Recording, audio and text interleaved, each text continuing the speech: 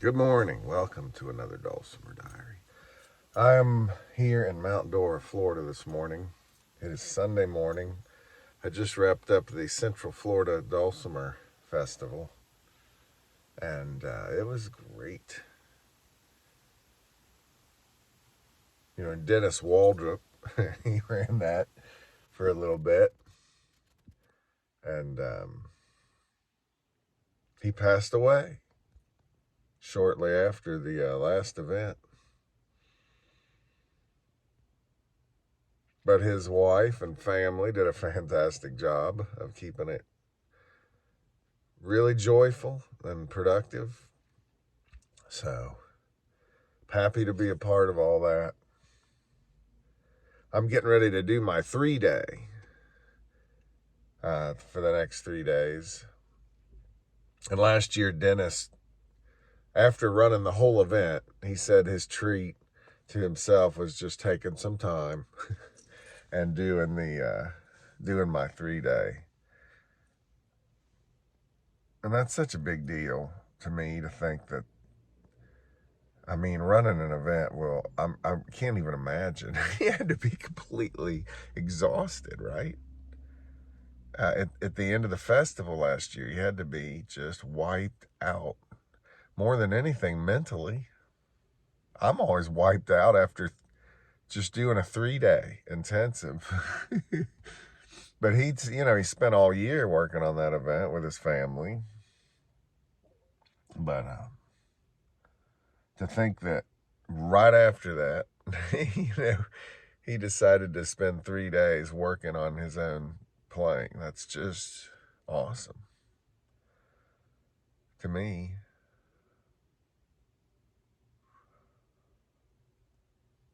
Had he known he was going to leave this world so soon, would he have spent those 3 days just working on playing the Dulcimer? Probably not, but I think many of us are confronted with this thing, like, why are we doing this? Not only people who do this professionally, but people who just want to learn to play the Dulcimer better and want to do it with other people or by themselves or whatever. It's like, why are we doing this? And it always comes down to this for me. It really feels good doing it. There's good and bad aspects to it, but it really feels good. So many Dulcimer folks will say things like, do you want to be a Dulcimer player? Do you want to be a musician? Like you have to pick one or the other. I like both. I do. I like both. Being a good musician, that's admirable. It's respectable, in some circles. But it's a little dry for me just being a musician. But also being a Dulcimer player, that's where a lot of the color is for me. It doesn't mean it's all you do, but Dennis Waldrop was a Dulcimer player, buddy. Among other things. So, here's to you, brother. And I'm glad I got to spend those days with you. That was cool. It felt good. I hope you felt good doing it with all of us. So, if you ever wonder, how good you can get and why you're doing it, and if you should be doing it at all, those kind of questions. I think none of us know how long we're going to be able to work on this. And sometimes it's not how much you learn. Well, it's always pretty much not how much you learn, but it's what you do with what you've got. What you do with what you've got. My grandma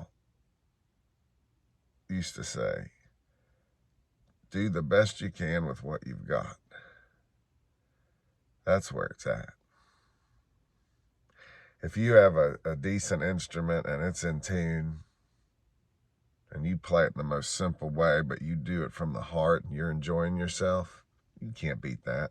I don't know that it ever gets any better than that. It just gets fancier, maybe more complicated.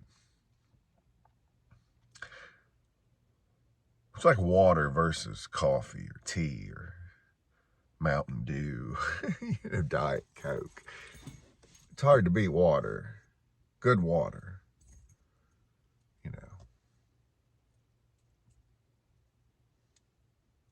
I think of the fretted zither, the mountain dulcimer, as something that has always been around in some way. It's easy to make. You don't need a lot of fancy tools. They show up all over the earth and have for hundreds of years. You just take a box and you run strings along it and stick frets under it, and you've got an instrument. And if you just fret it for the major scale, more or less, not only is it easy to make, it's easy to play. It's, is it some luxury, or is it just one of the most basic things about being a human? Think about that, man. Fretted zithers have been around for a long time. So have these hammered dulcimers. Put a bunch of humans on a planet and give them some time, and they will make these instruments. If times ever got hard, let's say we get hit by an asteroid or something. If there are people left, they will figure out how to make a box, I guarantee you, because they have to have somewhere to put all their stuff, as George Carlin says. Well, once you have a box, somebody's going to put a string over the darn thing, and there you go. Guitars, that's a little fancier. Too much trouble, too hard to play. Fun, though, right? So, I don't think we're wasting our time playing these instruments, especially when we're doing it with other people. And I think it's good to take a morning walk. I think it's good to drink a glass of water. I think it's good to be able to hum a tune just a little bit now and then. I think it's good to go swimming, I think it's good to watch a sunset, and I think it's good to play a dulcimer. The quality of life is definitely enhanced when you do it. I think in a good way, with a good heart. So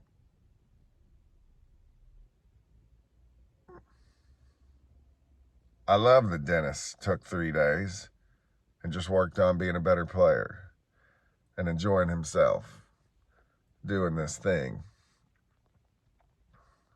And I'm going to do another 3 days. So I'm going to head over and get me some tea. I'm going to get some green tea. And I'm kind of curious. Can you even get good green tea at Starbucks? I think I want to rip open the bag and see if it looks like hay. We'll start with that.